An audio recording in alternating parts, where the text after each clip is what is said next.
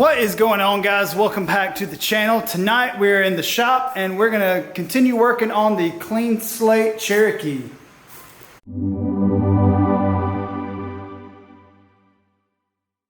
So if you're new to the channel, this is what I've been calling the clean slate Cherokee XJ. We have put a 8-inch Iron Rock off-road suspension system on it. We have put a 3-link in the front, and we actually did a leaf spring delete in the rear. We put coil springs and a 4-link suspension. We have also put 35-inch tires on. We have put a truss on this Dana 30 in the front. We did all new cab steering. And this thing is almost ready. So we're waiting on a couple of parts. We're waiting for the drive shafts to come in. And he did also order some ACOS to pick the front up a little bit. You can't really tell on camera, but the front is about 2 inches lower in the rear. And we are putting a heavy-duty bumper on the front with a winch. So with the ACOS, it will just help pick the front back up after we put the winch and everything on. So if you have been following along, the last thing that you saw me do to this Jeep was I finished putting the 4-link suspension system together in the rear, and I actually got it back down on its own weight. Right now it's sitting on its own weight and it's pretty solid. I do have the arms just barely up underneath it. I'm just too lazy to let them go all the way down. But it is sitting on its own weight. And a couple of things that I've done since the last video. So I put the gas tank back in, and then I ran the brake lines for the rear. I did end up putting the Novak cable shifter in for the 4-wheel drive. And then I put the e-brake, all that back together. I relocated the evap system. So this is kind of my Schindler's List right here of everything that I need to do before this Jeep can leave this shop. I've got the rear brakes done. I got to bleed the brakes and alignment. Got to torque all the bolts down, make sure that there's nothing that's not torqued down. I don't know if I'll be able to do the exhaust. It looks like the way the exhaust is ran, I'm gonna have to get somebody with a tube bender to do it because of the rear 4-link bracket, which I'll show you in a second. I've already hooked up the e-brake, the drive shafts. I'm waiting on those. I've got to do the jam nuts for the steering. I'll do that after the alignment. I've got the Novak cable shifter in. I've got to put the belly skid on, and I can't do that until I get the drive shafts in because basically where I'll be turning the wrench for the drive shafts, this will be directly in the way. The evap box, the guy that relocated the rock slider. So I have some rock sliders over there that I'm going to be putting on. I got to check all the fluids and then the vent lines. Hopefully by the end of this video, this thing will be driving out of my shop, ready to go back to the owner. We have done a ton of work in a short period of time. It is insane. So you can see here on my phone, I took a video of everything June 17th, and today is the 15th of July. About a month, I've completely redone the suspension on this thing. Even though I'm not done, the suspension is pretty much done. And I know you might say, wow, that took you a whole month to do that. So it takes a lot of time for me because I can only work about 2 or 3 hours a night. And then with recording and everything, it did take quite a bit of time to do. To me, it doesn't feel like it took that long just because, I was the one doing the work. But yeah, I'm pretty proud that in a month's time, this is what we have. So I'm gonna pick the Cherokee up and then we'll go over a few things that I did off camera. First thing is you can see I've got the hard line made. I'm still trying to make sure that it's gonna clear everything. Right now it looks like it is. And then the evap canister, I just moved it way up here because before it was right there. And so what I've done differently is I cut the mounting brackets off the e-brake and I mounted it right there on the stud for the driver's side stud right there. And it clears, but I think I'm gonna have to come in here and cut this out just a little more. I read a bunch online saying that you cannot run an e-brake system with this kit. Well, I'm just trying this out just because this is a customer's vehicle and I want them to have an emergency brake. Personally, if this was mine, I probably would have just cut the e-brake out all of my vehicles, none of them have an emergency brake. But like I said, since it is a customer's vehicle, I want them to have just a backup brake system. I don't want anything bad to happen or anything. So there's that. And then the exhaust. This is what has me puzzled here. So you can see I have it coming down right off of the exhaust manifold, and then it bends around and it clears this one just nicely. I mean, that is like, let's see if y'all can see it. It clears that perfectly. But it dumps out right at the rear forelink right there. So, but there's a slot for the exhaust. Let's see if I can get y'all in here. So you see the slot right there where that flange is. If it was moved over like 2 inches, it would clear just fine. But I don't have an exhaust tube bender, and I don't know if I can make this work. So I may have to take it to somebody that actually does exhaust work. So I kind of wanted to show y'all an experiment that I'm toying with. Is I'm messing with these bump stops. So I got the coil springs completely out. I have the front supported, so whenever I jacked up on the axle, it wasn't trying to just tilt the whole Jeep. It'll actually circulate the suspension. So right now I'm at full bump on the suspension. You can see everything lands on the pads perfectly, and I want to show you something. So where I mounted the e-brake, so you can see I can get my finger in there. So I don't think I'll have to trim that portion, but everything else under here is just fine. And everything's clearing, brake lines, nothing's getting pinched, nothing's in a bind. So that is definitely a win for sure. And then of course I gave myself plenty of clearance for, bouncing and stuff, because those rubber bushings will give about 1 inch right there, and the inch that I need is right there. So this is perfect, absolutely perfect. Look, it's Carolina Squad again. Another one at Myrtle Beach. All right, so it is a new night in the shop. Check what came in. The rear drive shaft. The front one is supposed to be here tomorrow, so that kind of stinks. So I'm probably not gonna mess with the drive shafts tonight, but what I am gonna work on is that right there.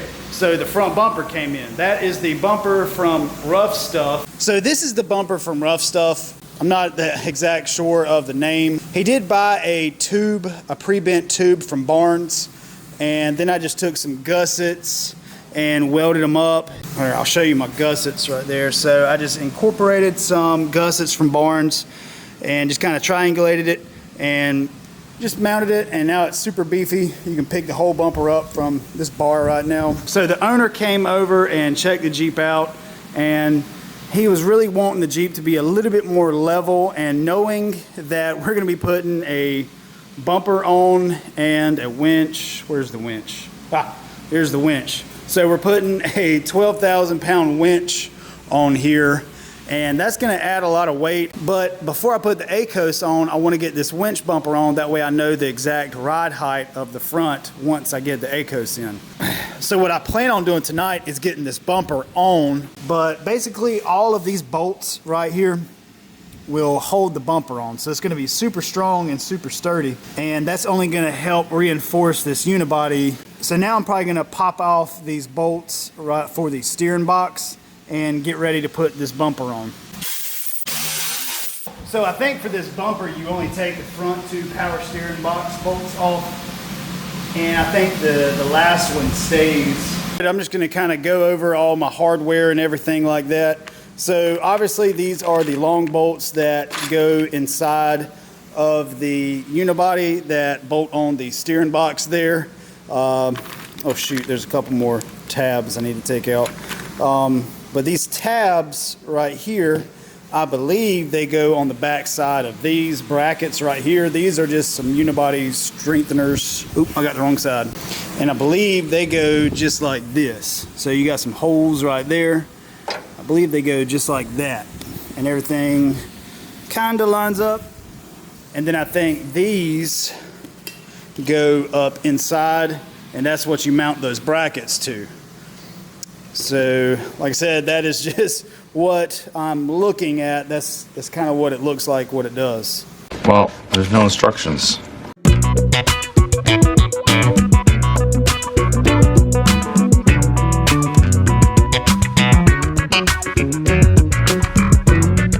All right, so I've got my dad in here and we're gonna test fit this bumper real quick.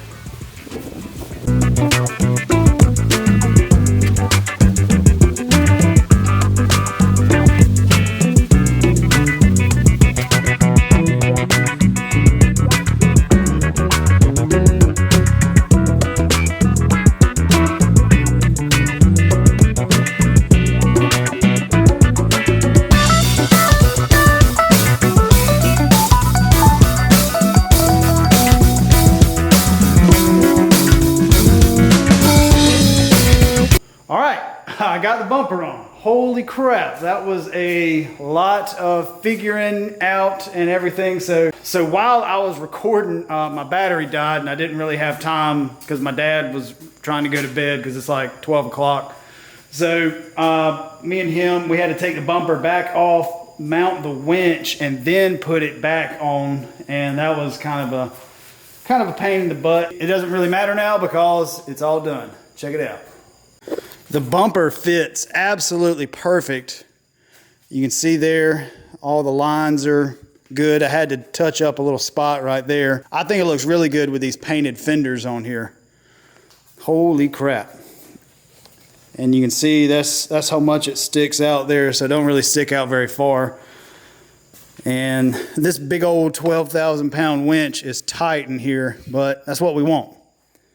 And I think it looks really cool with this little bull bar right there. I dig it. So I have the Jeep back up in the air, obviously, and I think I don't have the front drive shaft, but I'm just gonna go ahead and put the rear one in. That way I can hopefully get the belly skid on tonight. And I'm a firm believer in good drive shafts, and Adam's drive shaft are absolutely probably one of the best drive shafts that you can put in any of your off-road rigs. I've ran plenty of Adams drive shafts in the past and I've never had a single issue out of them, and I know this Jeep won't either. And all his drive shafts come with a free t-shirt, so that's definitely cool. I have the rear drive shaft in and now we are up underneath the Jeep, and I have to admit something. I messed up. So whenever I installed this cross member right here, I installed it incorrectly. And I will own up to it, I did it wrong. So whenever I put it in, I put the cross member on top of this bracket so that it would just sit there, and then I put the lag bolts in backwards. We should read the instruction manual. So just pretend like I did it right in the first couple of videos. You can bash me in the comments. I do not read instructions except for the torque specs on stuff. I'll admit it. But as you can see here, I have it corrected. So the lag bolts actually go up, and which makes 1,000 times more sense than the nuts on the bottom. I thought that was kind of a weird design, but I guess I really wasn't thinking. But like I said, I'll man up to it. I screwed up, but it doesn't matter because I got it fixed before it went on the road or the trail, so it doesn't count. Idiot! But now I have the belly skid and I have these brackets just loosely bolted. So these brackets come with the belly skid kit, and this cross member has the bolt holes already in it. So all I had to do was put them up here and then put the bolts up. These are a 9/16. There's a nut, there's a locking nut on the backside, and so I'm gonna go ahead and tighten these up because you can't tighten them up once the belly skid goes on there. So yeah, I'm gonna go hit these with a 9/16 and go ahead and get these torqued down.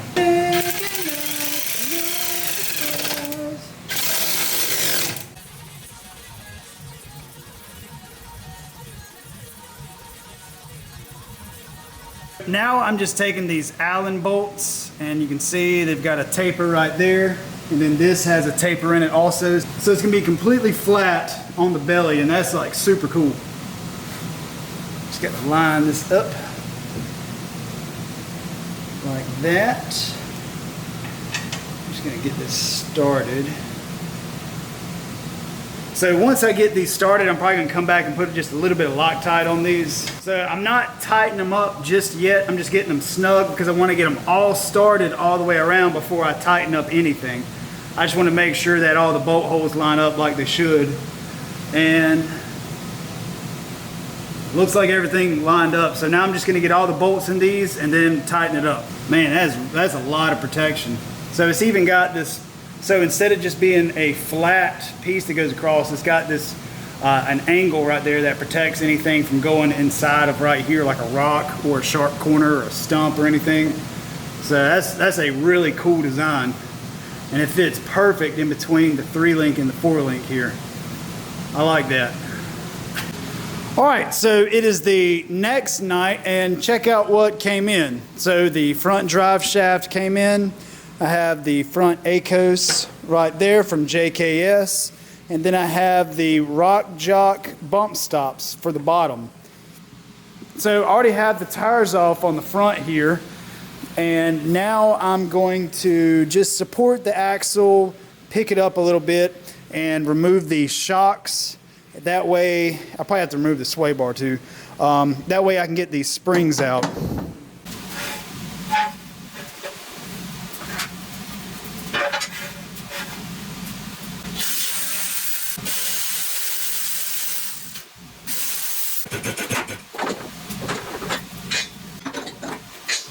So the first thing that I'm going to do is work on getting these ACOS on. I have to cut off the factory bump stop holder because it's welded on. Some of these Cherokees, you can twist them off or unbolt them, but this one is welded all the way around, so I have to take a grinder and just cut it off on both sides.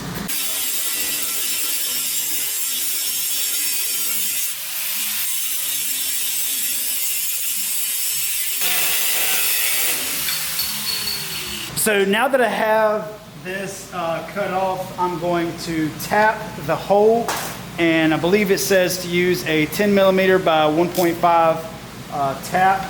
So I'm going to go ahead and tap the hole that's already existing under there.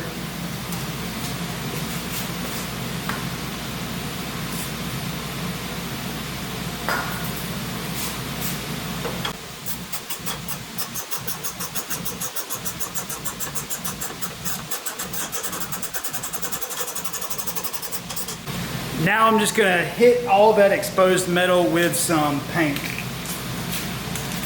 Now I'm ready to install the actual ACOS themselves.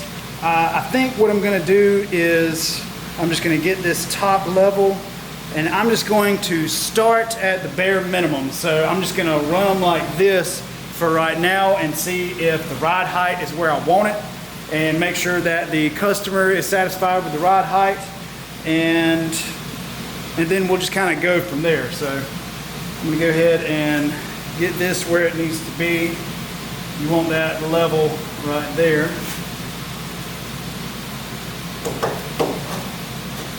Yeah.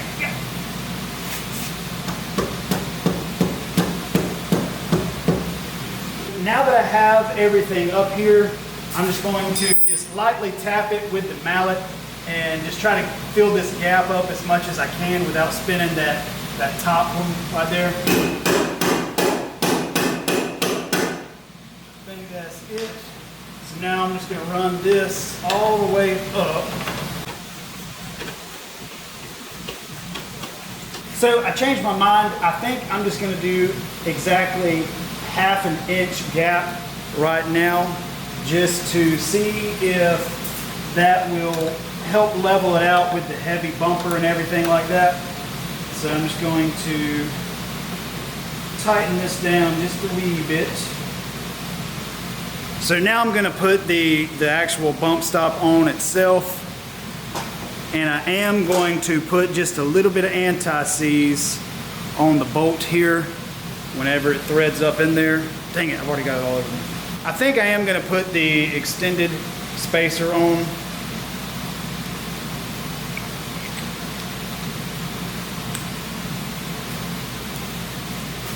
And make sure the isolator goes on.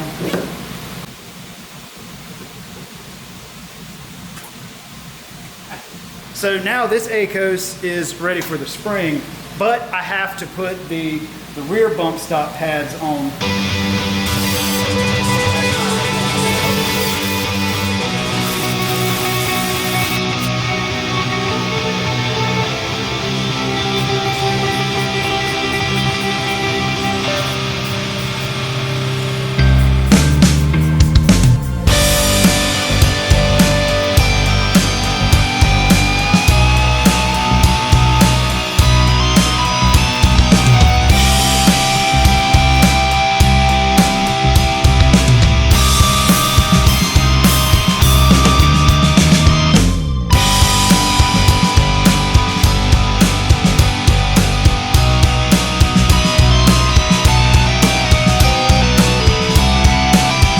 I've got the ACOS all in, I've got the springs in, got the sway bar connected, got the shocks back on.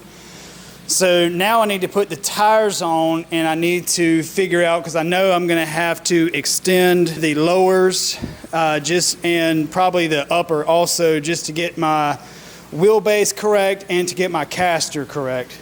So I had it perfect before, but since I've added this ACOS, that changes pretty much everything. So I'm going to have to pretty much go back and redo all that. But I'm not going to bore you with that. I'm just going to throw the tires on for right now and put it back down on its own weight and see what the ride height is first.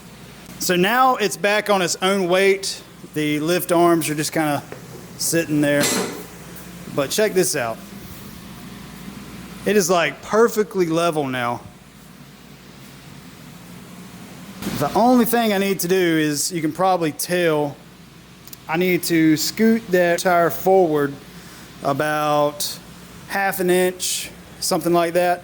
And then I need to go back and adjust all my caster angles and everything like that, which is really no problem. All I have to do is take that bolt out of the flex joint right there and spin it until I get the desired wheelbase that I want.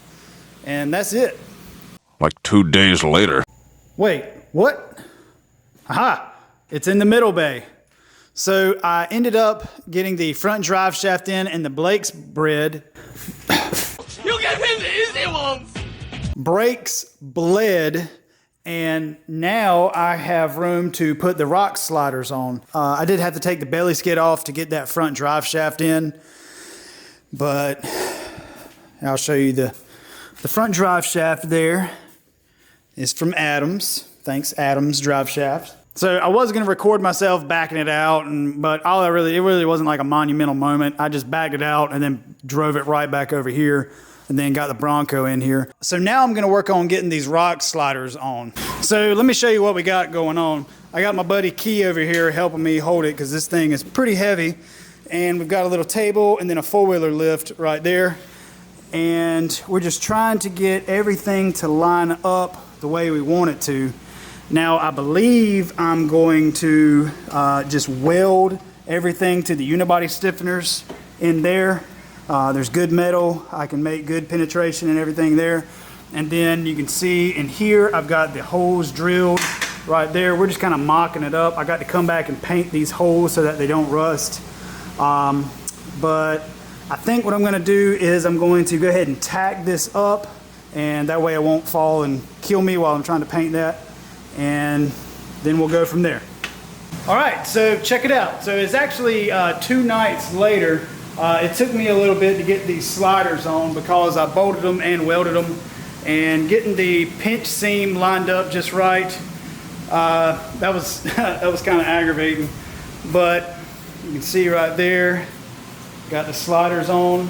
Anytime you try to work with pinch seams, it's going to be kind of aggravating. But so now what I'm working on is getting this alignment. To be honest with you, it was spot on. So I got these alignment tools from Bleep and Jeep. And basically what you do is you just take the tires off, put it on jack stands, or put it on jack stands, then take the tires off.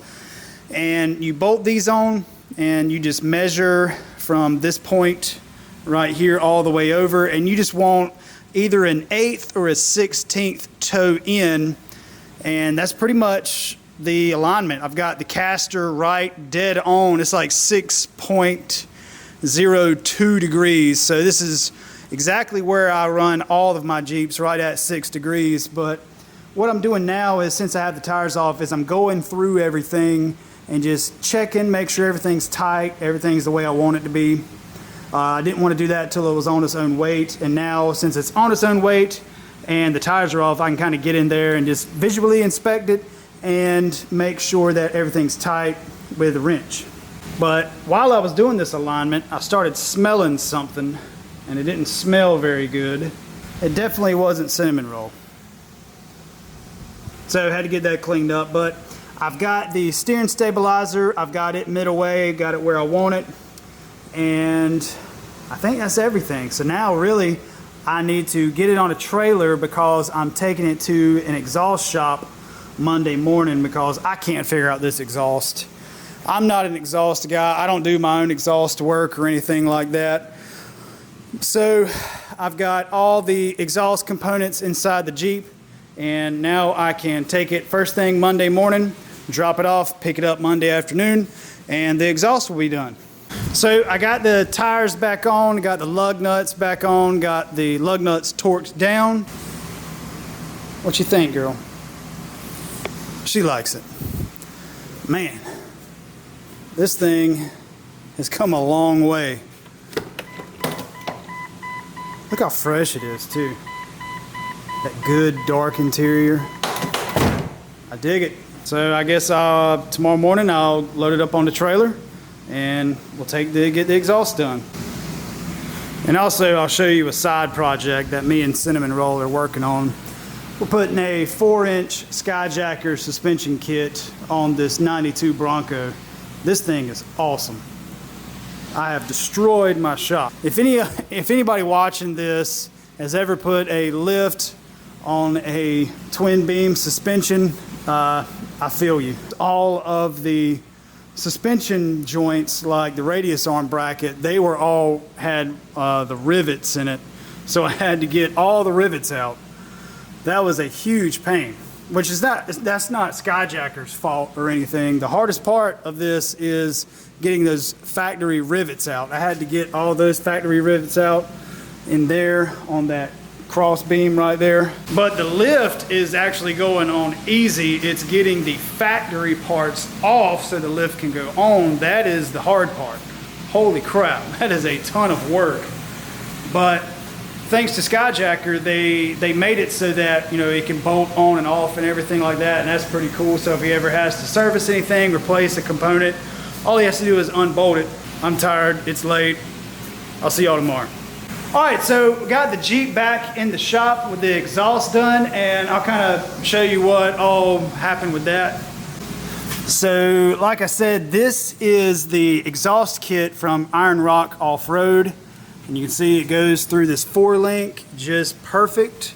It clears everything, plenty of space between the gas tank and plenty of space up here. It is kind of tight, but it does state in the instructions that it is going to be very, very tight clearances on the unibody. And we've got the belly skid all the way on. That was kind of a pain in the butt, just lining it up, but it is on. I've got everything torqued down like it's supposed to be, but check this out from like underneath. Look at all that skid. So I think what we're going to do now is lower the Jeep down, and then we're going to just go around and torque some bolts. And I think I'm going to drive this thing to work tomorrow if the AC works. I'm going to drive it to work and just kind of do some test drives on it. But holy crap, this thing looks so good, and the exhaust sounds so good.